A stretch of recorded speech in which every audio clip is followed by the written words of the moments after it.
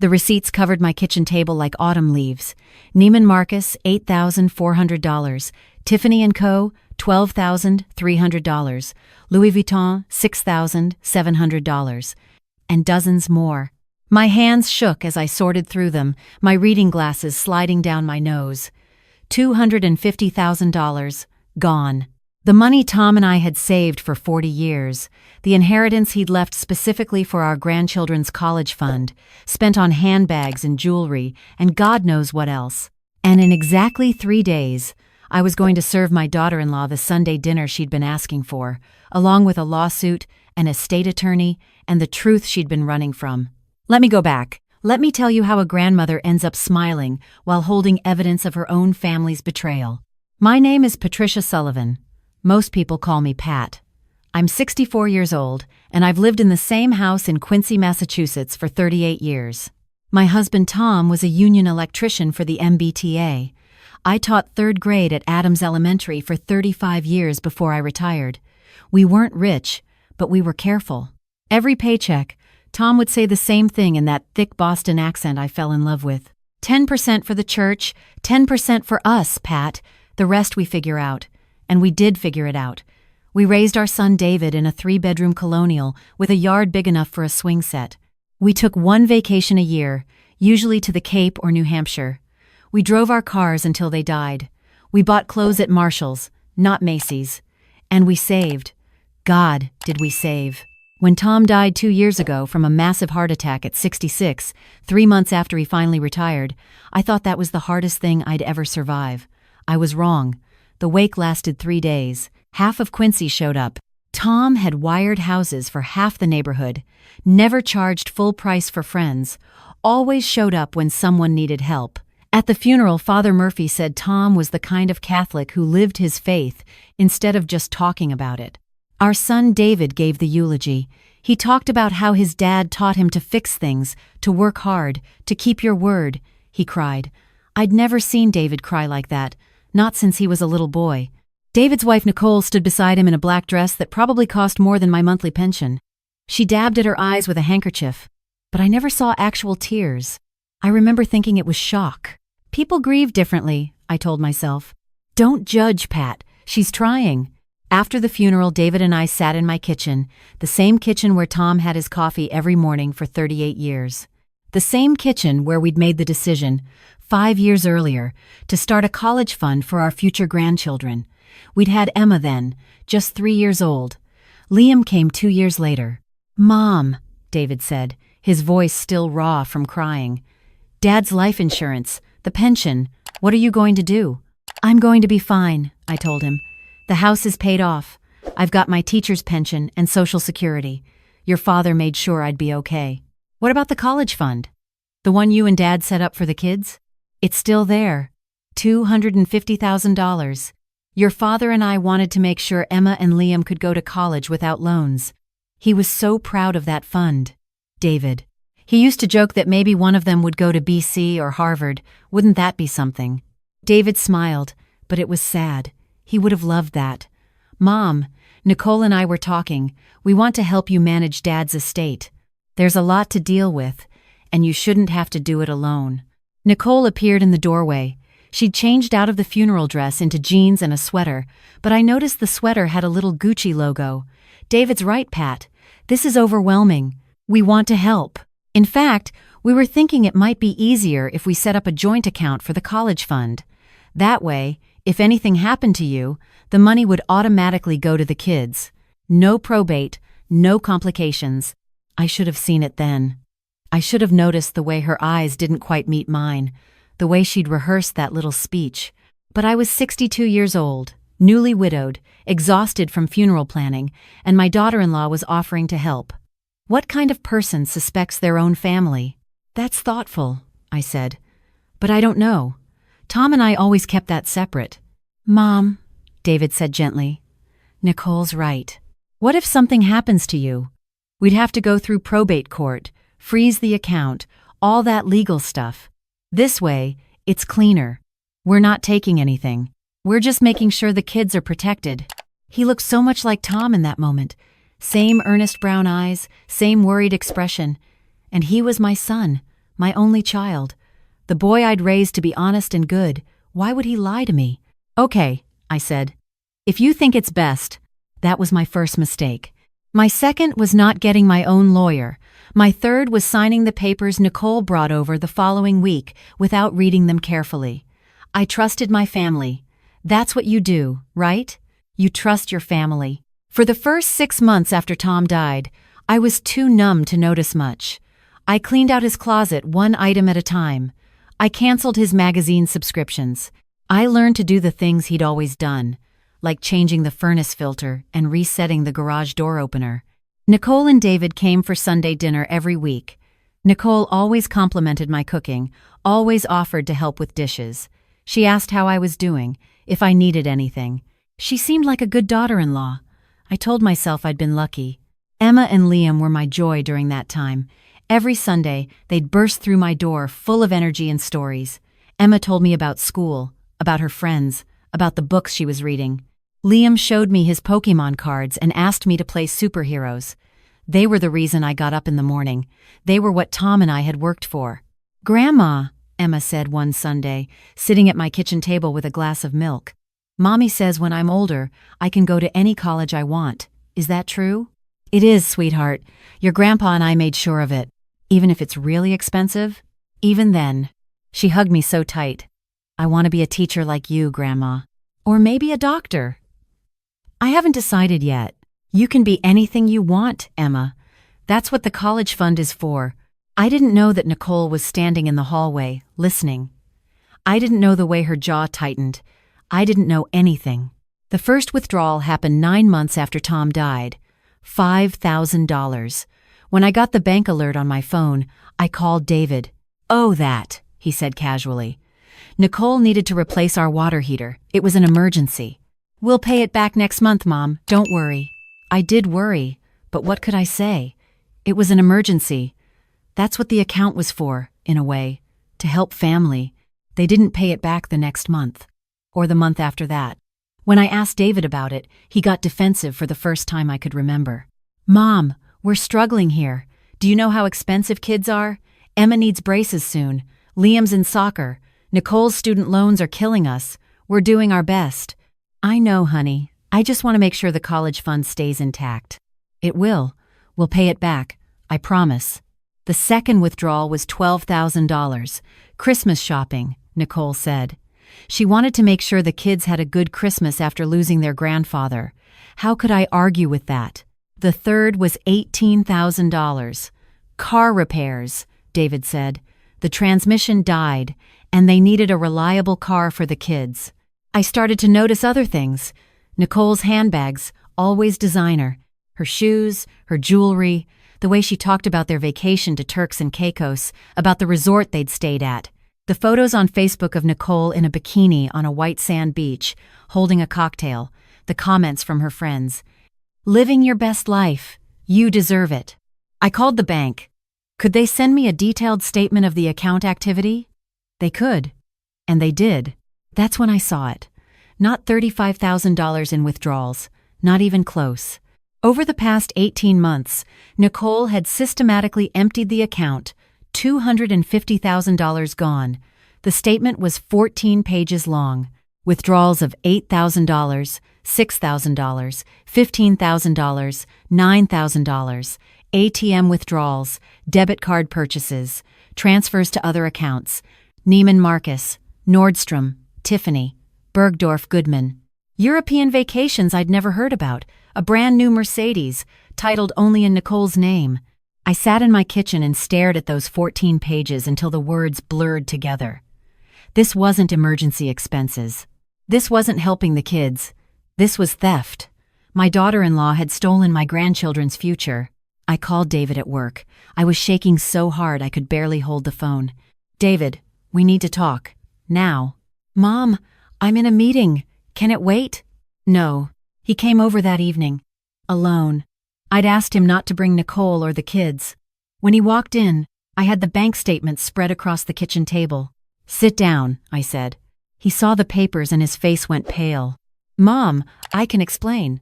"Explain how your wife stole $250,000 from your children?" "She didn't steal it. We've been having financial difficulties. Nicole's been under a lot of stress. She needed a $6,7 Louis Vuitton handbag, a $22 trip to Paris, a Mercedes. You don't understand what it's like. Nicole grew up with money. Her parents had money. She's used to a certain lifestyle, and I can't provide that on my salary. She's been depressed, Mom. Shopping makes her feel better. I stared at my son, at this 38-year-old man who looked so much like his father but sounded like a stranger. David, that money was for Emma and Liam. It was for their education, their future. It was your father's last gift to them. I know. And we're going to pay it back. We just need time. How?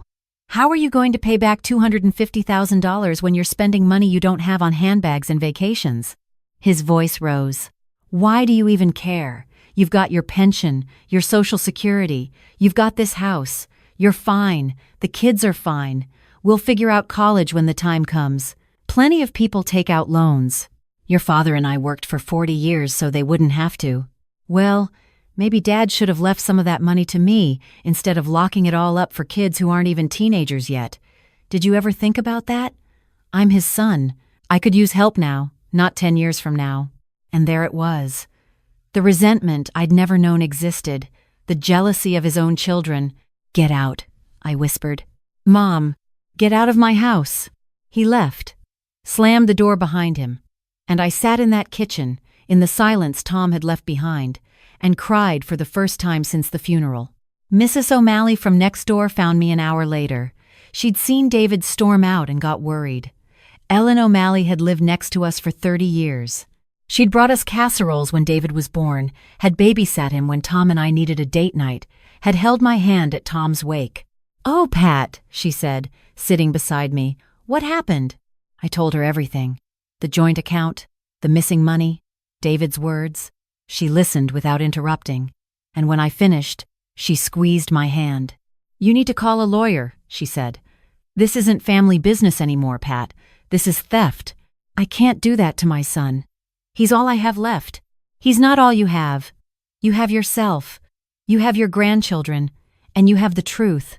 Tom would want you to fight for those kids." That night, I couldn't sleep. I kept thinking about what David had said. The kids are fine. We'll figure it out. But they weren't fine. Emma wanted to be a teacher or a doctor. Liam was only 6, but he was smart, curious. They deserved the chance Tom and I had worked so hard to give them. At 2 a.m., I got out of bed and did something I'd never done before. I went through Nicole's social media, Facebook, Instagram, all of it. And there it was. The evidence of where my grandchildren's money had gone. Photos of Nicole in designer clothes, at expensive restaurants, on tropical beaches, selfies with shopping bags from stores I'd never even heard of, captions about treating myself and self-care and living my truth. In one photo, she was wearing a bracelet that had to be worth thousands. The caption read, "When your husband surprises you with Cartier because he knows you deserve it." 37 people had liked it. 37 people thought it was romantic, generous, sweet. None of them knew it was bought with money stolen from 2 children. I screenshot everything. Every photo, every caption, every receipt I could find. I made folders on my computer. I organized it all by date and amount. If I was going to do this, I was going to do it right. The next morning, I called my friend Susan's son. Brian was an estate attorney in Boston. I'd known him since he was in diapers. I told him I needed help, and could he recommend someone who handled financial elder abuse cases. "Pat," he said carefully, "are you the victim?" "I don't know. Maybe. Can you come over?" He came that afternoon with another attorney, a woman named Claire Martinez who specialized in financial crimes and family law. I showed them everything: the account paperwork, the bank statements, the screenshots, the receipts I'd been collecting. Claire looked through it all with a neutral expression, making notes. When she finished, she looked up at me. "Mrs. Sullivan, this is textbook theft by deception. Your daughter-in-law convinced you to give her access to funds under false pretenses, then systematically looted the account for personal use. The fact that she's posting about it on social media actually helps your case. It shows intent and consciousness of wrongdoing. What are my options? Criminal charges for theft over $250,000. Civil lawsuit to recover the funds and damages. restraining order to prevent further contact, or you can try to resolve this within the family. I thought about David's face when he'd yelled at me, about Nicole's designer handbags, about Emma wanting to be a teacher and Liam's Pokemon cards. If I file charges, what happens to David? He's not necessarily criminally liable unless we can prove he knowingly participated in the fraud, but civilly, he could be on the hook as well since he was a joint account holder. And if I sue Nicole? You have an excellent case. The evidence is overwhelming. She'll likely have to liquidate assets to pay you back. The Mercedes, the jewelry, the handbags, all of it. It won't recover everything, but it's a start. I looked at Brian, who'd been quiet through all this. What would your mother do? He smiled sadly. My mother would say that family is important, but that enabling someone to destroy themselves and others isn't love, it's cowardice. That night, I made a decision. Not just about filing charges, though I would do that. Not just about suing Nicole, though I would do that too. I decided to do something that would force everyone, David, Nicole, Emma, and Liam, when they were old enough to understand, to see what had really happened, to face it, to reckon with it. I was going to throw a Sunday dinner. The plan came together over the next week.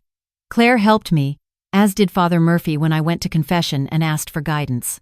Pat, he said through the screen, Jesus forgave. But he also flipped tables in the temple when people desecrated sacred things. Your husband's sacrifice for his grandchildren was sacred. Defend it. I called David on Thursday. He answered on the fourth ring, his voice cautious. Mom? David, I've been thinking about what you said. About family. About working things out. Silence. Then, okay, I want to have Sunday dinner. Like we used to. You, Nicole, and the kids. I'll make pot roast, your favorite. We can talk things through properly. Really? Really. 1:00. Sunday. Tell Nicole I'm sorry for overreacting. I could hear the relief in his voice. Thanks, Mom. We'll be there. Nicole will be so happy. I'm sure she would be. That Sunday, I got up at 6 a.m. and started cooking. Pot roast with carrots and potatoes, the way Tom had always loved it. Homemade rolls, apple pie from scratch. The whole house smelled like Sunday dinners from 30 years ago when David was small and our biggest worry was whether he'd eat his vegetables. At noon, the others started arriving. Father Murphy came first, still in his vestments from morning mass. Ellen O'Malley brought her husband Patrick. Brian and Claire arrived together, briefcases in hand. My sister Margaret drove up from Providence with her husband Joe. By 12:45, my dining room was full. The good china was out, the table extended with all its leaves. Tom's chair sat empty at the head. At exactly 1:00, David's car pulled into the driveway. I watched through the window as they got out. Emma and Liam running toward the door like they always did. David looking relaxed, happy even. Nicole checking her lipstick in the car mirror before stepping out in heels that probably cost more than my monthly grocery budget. The doorbell rang. I smoothed my dress, the blue one Tom had always liked, and opened the door. Grandma! Emma and Liam hugged me at the same time. Hi, Mom, David said, leaning in to kiss my cheek. Something smells amazing. Nicole followed, carrying a bottle of wine that probably cost more than I wanted to know. Pat, thank you for inviting us. I'm so glad we can put this behind us. Come in, I said. Everyone's in the dining room.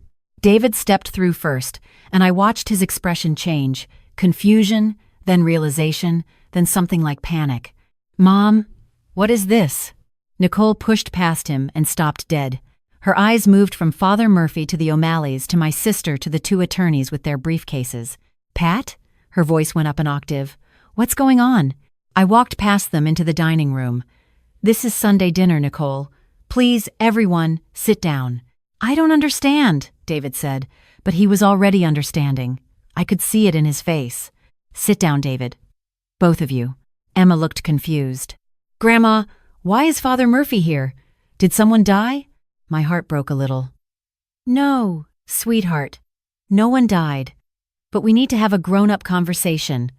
Why don't you and Liam go play in the den? I'll call you when dinner's ready.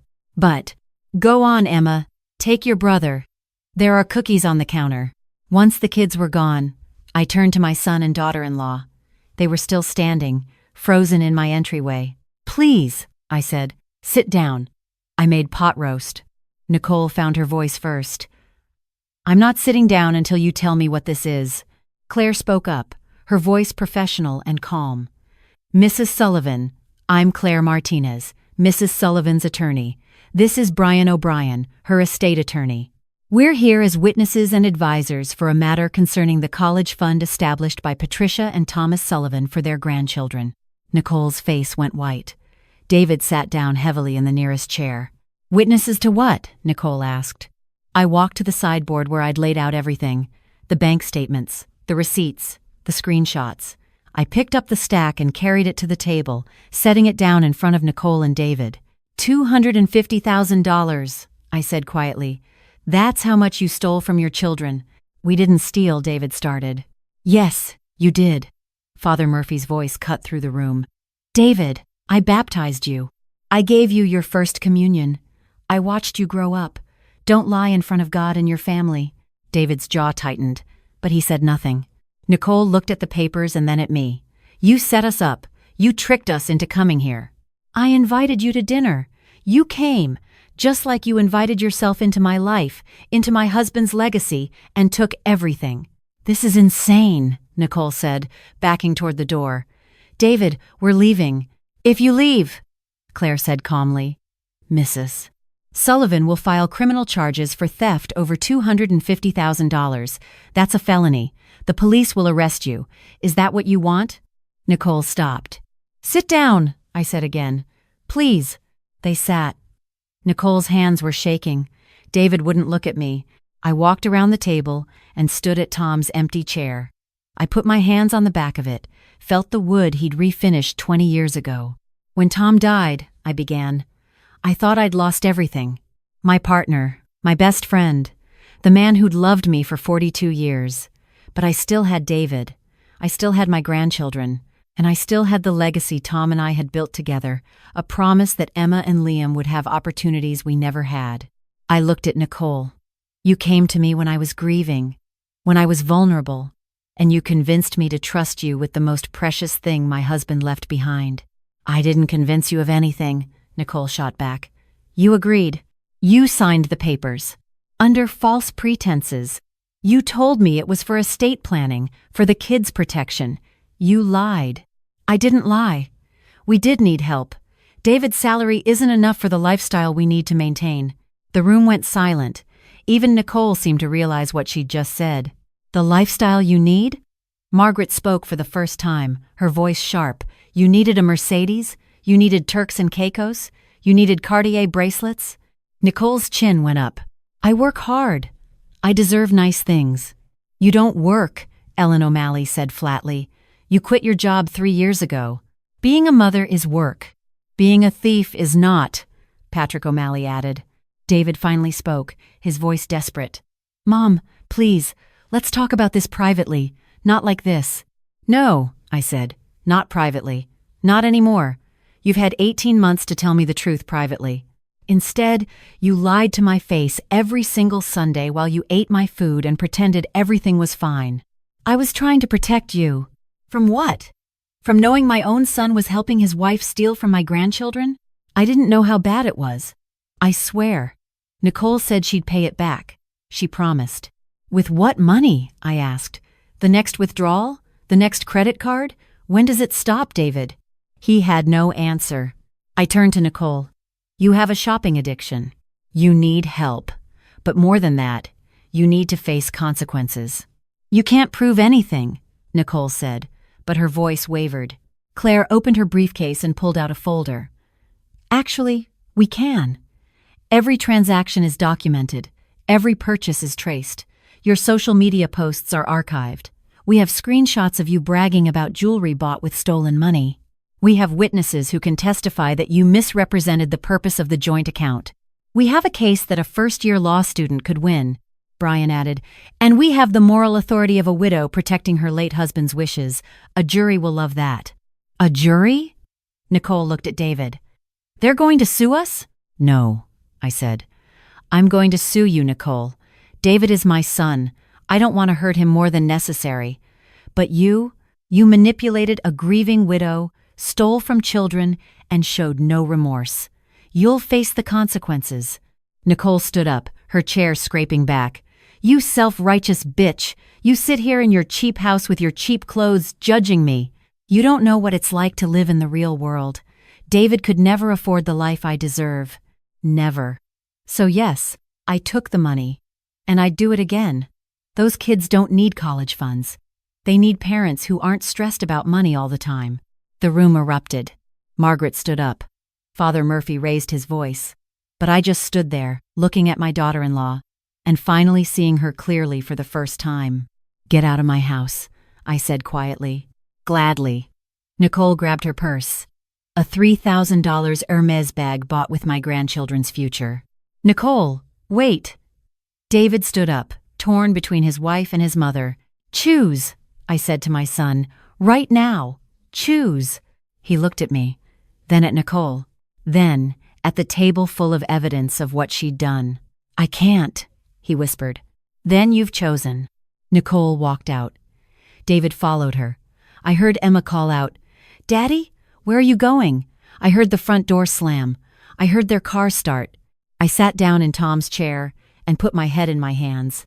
Father Murphy spoke first. "Pat, you did the right thing." "Then why does it hurt so much?"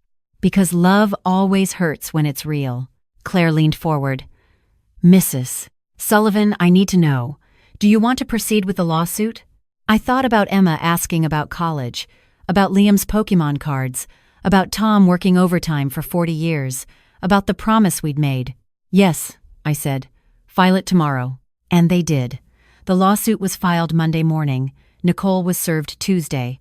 By Wednesday, it was all over social media. Not because I wanted it there, but because Nicole's friends started a crowdfunding campaign to help her. Single mother targeted by vindictive mother-in-law, the description read, "It raised $400 before someone posted the truth, the screenshots, the receipts, the story." Then the donations stopped and the comments started. David called me once. "Mom, Nicole wants to settle. Can we talk?" "Through our lawyers. Please. The kids are asking about you. Emma's crying every night." That almost broke me. Almost. "Then bring them to see me." Without Nicole. He hung up. The case took 6 months.